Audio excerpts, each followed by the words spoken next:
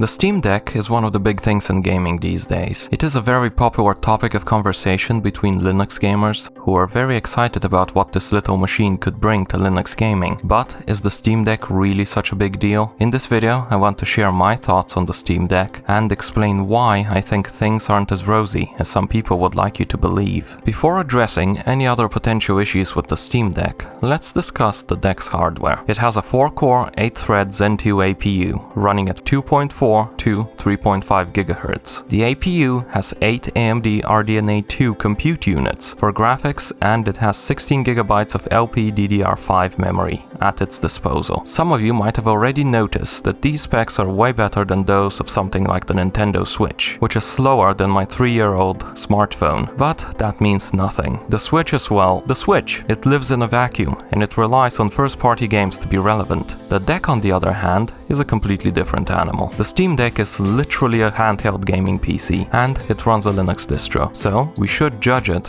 by gaming PC standards. So how do the Steam Deck specs compare to a high-end gaming PC? Well, it has 9 times less compute units than the RX 6800 XT, which is an RDNA 2 GPU, and the peak single-point compute performance is 13 times less than that of the RX 6800 XT. What does that mean? Well, it means that the Steam Deck is practically a potato PC. Does that mean it can't get the job done? No.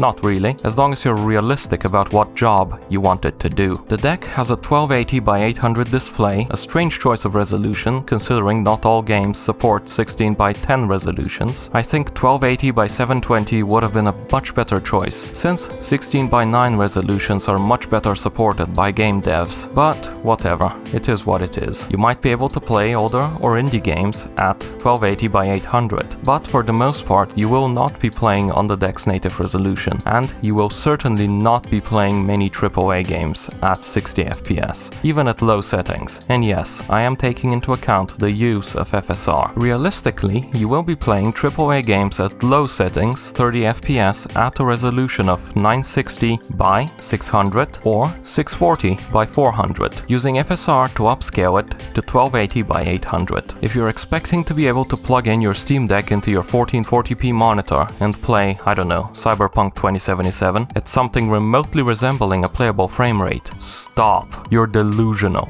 It's not gonna happen, okay? It's not. This is not a device intended to be used as a desktop gaming PC or a living room console. It's a handheld gaming PC. Use it as such. Another thing that worries me is that the deck's hardware will become unable to play any new games in a couple of years. Games get more and more demanding every year, and the Steam Deck is a gaming PC. Devs are not optimizing their games for it like they are on the consoles. Valve might encourage devs to make their games playable on the deck, but I don't think many AAA studios will actually bother. And even if they do, those games will look like something out of an episode of Low Spec Gamer. Now, let's talk about the herd of elephants in the room.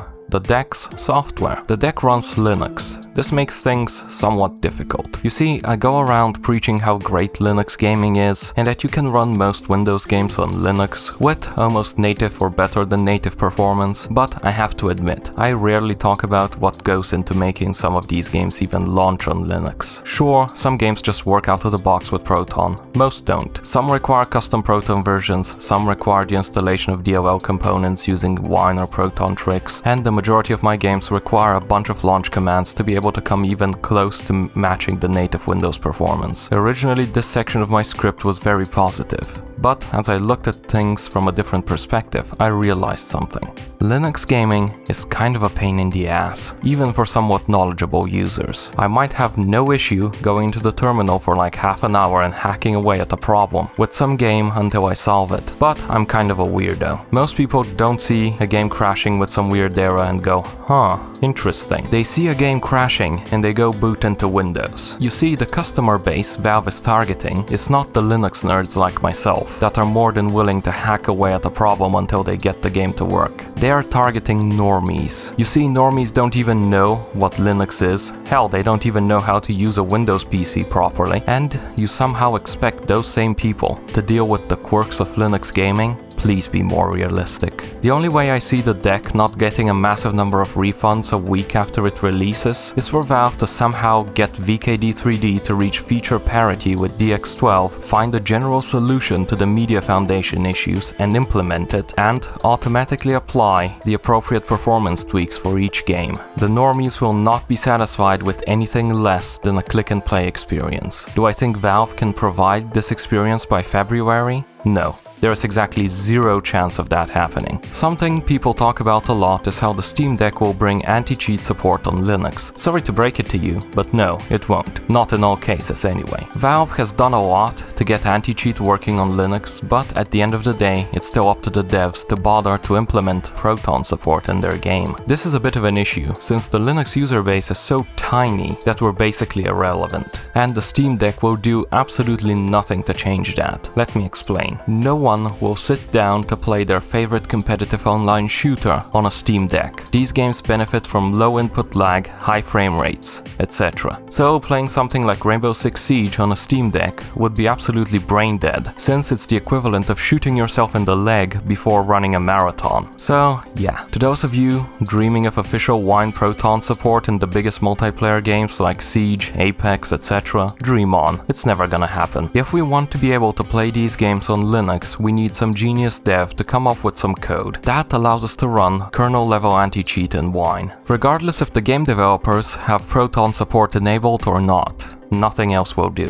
So, at the end of the day, how do I see the Steam Deck doing? Poorly. I think it will do poorly. The Steam Deck is expensive, underpowered, and not very normie-friendly. It will probably be a huge flop. It has done some nice things for Linux gaming, yes, but the machine itself will not be very successful unless Valve manage to fix every single problem with Linux gaming before launch, which is somewhat unrealistic. I sincerely hope I'm wrong. I hope every single thing I said in this video turns out to be completely wrong, and Valve fixed Linux gaming, the deck is a big success, and Linux becomes more relevant in the eyes of game devs. But at this point, it seems unlikely. What do you guys think? Am I a little too pessimistic? Do you think the deck will succeed and Linux gaming will finally become relevant? Or do you think Microsoft will continue to pretty much have a monopoly on PC gaming? Tell me in the comments. If you like this video, then leave a like and subscribe. It helps the channel a lot. See you in the next one.